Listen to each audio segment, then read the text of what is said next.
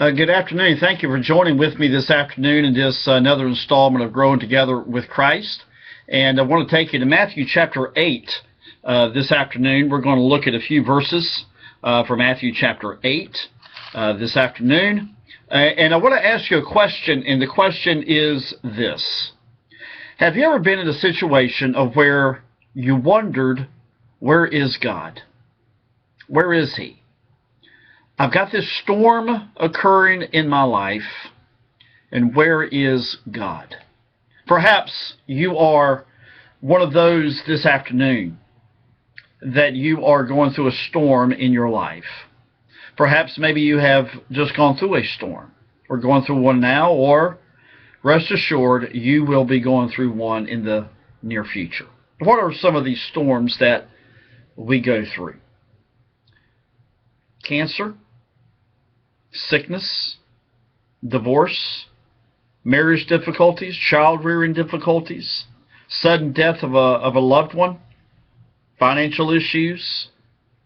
What is it? And I could probably go on with adding some more. Well, you know, Christ was with His disciples when they encountered a storm in Matthew chapter 8, 23 through 27. I want to go through those with you very quickly this afternoon. The first thing that I want to bring to your account is in verse 24, where it says, or verse 23, when He was entered into a ship, His disciples followed Him. And behold, there arose a great tempest, or storm, in the sea, insomuch that the ship was covered with the waves, but He, being Christ, was asleep. So here were the disciples of Christ. They were in a ship going across the Sea of Galilee, and they had a fearful experience. That fearful experience is that a storm suddenly arose. There was no indication that there was a warning that the storm was coming. It suddenly arose. It was sudden. It was surprising. It was overwhelming. The disciples feared for their lives, and Christ was asleep. Now, another thing that I want to give you is from verse 25. And His disciples came to Him and awoke Him, saying, Lord, save us, we perish. Here were some seasoned fishermen that knew this sea very, very well. And even in the midst of their knowledge of the sea, they were fearful. Man is not able to handle the storms of life alone. In other words, they were helpless. They had done everything within their power to save themselves, and they were now realizing that they were doomed. They were desperate.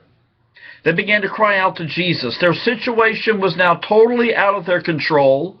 They felt that they were about to die. They tried to handle the situation themselves, and their pride nearly killed them. Have you ever been to a point in your life where you had a circumstance come into your life and you tried to solve it all on your own power, but you only made it worse? Next, the disciples confessed their need of the Savior. They realized that apart from Christ, they are spiritually, at that time, physically dead. But what we have to realize is that apart from Christ, we are spiritually dead. And they cried out to Jesus to save them. But then Christ responded with a question. What is that question? The first part of verse 26 is, Why are ye fearful, O ye of little faith? We must realize that the opposite of faith is fear. For God hath not given us the spirit of fear, but He gives us power and love and a sound mind. And Christ is the great deliverer from fear. And then there is the power that was exhibited by Christ. He calmed the storm. He arose when called upon. He can and will calm us in any storm that confronts us. And Christ will not necessarily take away the storm, but He will guide us through the storm. And then they acknowledged Christ as Lord. Verse 27. But the men marveled, saying, What manner of man is this, that even the winds and the sea obey Him? There's going to come a day where everyone is going to acknowledge that Christ is Lord. So here's three final points I want to give you today. Number one, God is sovereign. God controls all things. The same God that created the universe. Point number 2. The same God that created the universe is the same God that guides and allows the storms to come into your life. And thirdly, the same God that saved the disciples from their storm is the same God that will save you in the midst of your storm. Well, God bless you. If you're going through a storm today, trust God. Trust Him.